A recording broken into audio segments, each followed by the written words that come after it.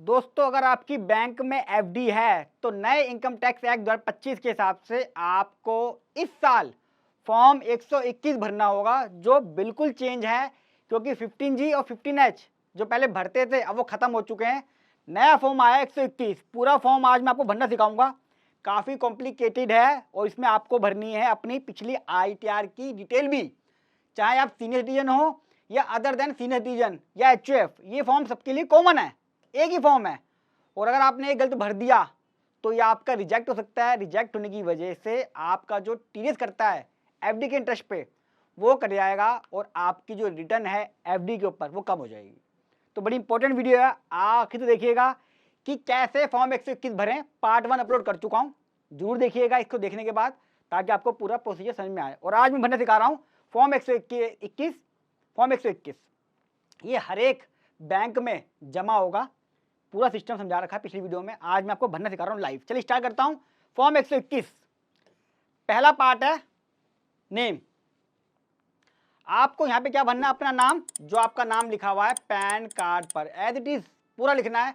कोई short form use नहीं करनी है कि शॉर्ट फॉर्म लिख दूं मैं, ना, पूरा नाम लिखना है यहाँ पे पैन कार्ड के। एड्रेस, एड्रेस पूरा आएगा।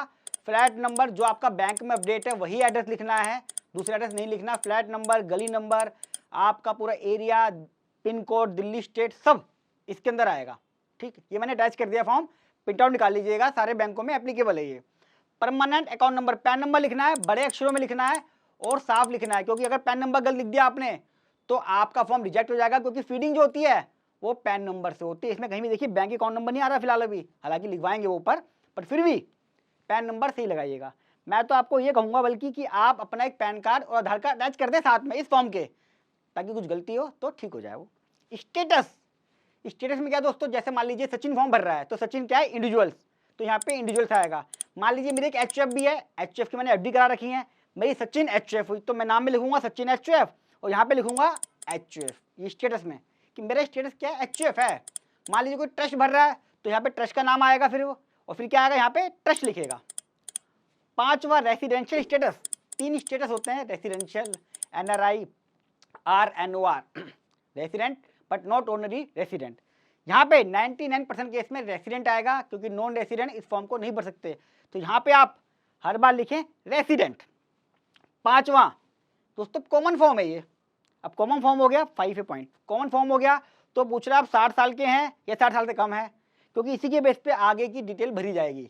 तो आप लिखेंगे हाँ मैं 60 साल का हूँ, यस कर दीजिएगा, अगर नहीं है तो नो पे क्लिक कर दीजिएगा, फॉर्म के अंदर लिखा हुआ है। ईमेल आईडी, जो आपकी बैंक में रजिस्टर्ड है ईमेल आईडी वो लिखनी है, साथ में कॉन्टैक्ट डिटेल, कंट्री कोड 91 आएगा। मोबाइल नंबर कौन सा आएगा आपका, जो मोबाइल आप इनकम टैक्स में रजिस्टर्ड नहीं, जो बैंक में रजिस्टर्ड वो लिखना आएगा। पहला पॉइंट मेरा क्लियर हो गया। अब यहाँ पे आपका कॉन्टैक्ट आ गया। अभी पूछो टैक्स ईयर।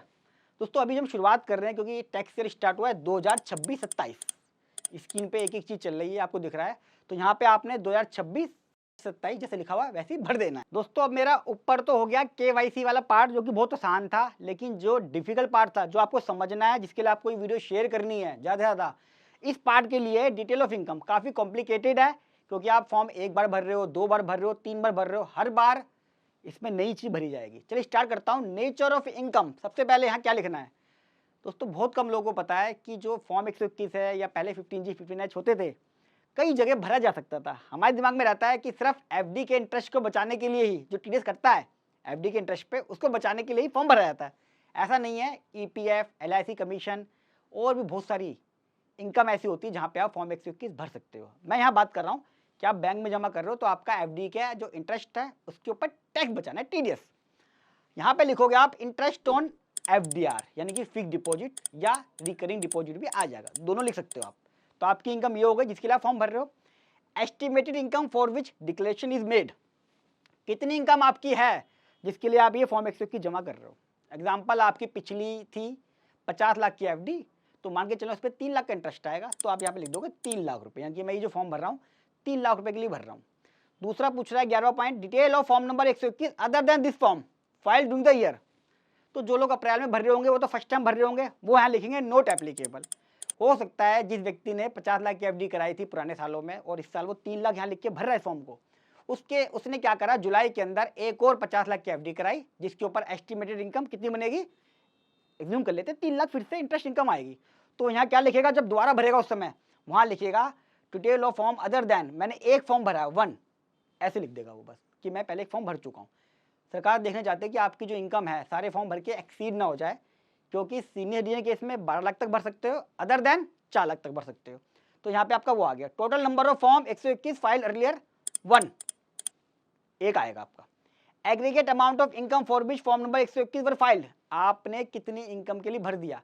यहाँ पे मैंने 3 लाख लिखा था, अब जब मैं दोबारा करा रहा हूँ 50 लाख रुपए की एफडी, फिर से 3 लाख आएगा, तो यहाँ पे मैं क्या लिखूंगा, 3 लाख की इनकम के लिए मैंने फॉर्म भरे हैं अगले। ये पूछ रहे एग्रीगेट अमाउंट ऑफ इनकम जिसके लिए आपने फॉर्म भरा 121, जो मैंने शुरुआत में भरी ना, पहला फॉर्म भरा 121 तब है, हालांकि शुरुआत में तो नहीं भरना, यहाँ पे नोट एप्लीकेबल आएगा, लेकिन जब दोबारा भरोगे तब ये वीडियो काम आएगी दोबारा से। अब यहाँ पूछ रहा हूँ aggregate amount of income for which declaration is made during the tax year, यानी कि आपने कितने अमाउंट के लिए डिक्लेरेशन दे दी है। इस केस में उसने अप्रैल में दी 3 लाख के लिए, ये पॉइंट, फिर दोबारा दी उसने जुलाई में, जो एफडी करा रहा है वो 50 लाख की एफडी फिर से कराई, एज्यूम कर रहे 3 लाख का इंटरेस्ट फिर से, तो क्या हो गया 3 लाख यहाँ आ गया, तो क्या हो गया कॉलम नंबर 10 और 10B का 6 लाख यहाँ आएगा।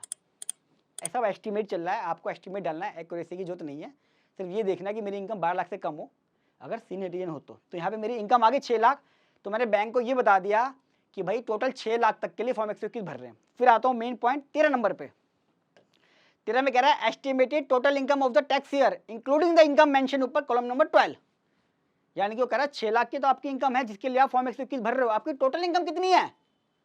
हो सकता है कि आपकी रेंटल इनकम भी आ रही हो, आपका कैपिटल गेन भी हो सकता है, आपकी कुछ छोटी मोटी पेंशन इनकम भी हो सकती है, सेविंग का इंटरेस्ट है, कई इनकम होती है। तो यहाँ पे आप ओवरऑल इनकम लिखोगे कि मेरी इनकम 9 लाख रुपए है, 10 लाख रुपए, सिंपल लिखना है। और दोस्तों ध्यान रखना यहाँ पे नेटिंग ऑफ इनकम आती है। अब आता हूँ डिटेल ऑफ आईटीआर फाइल्ड।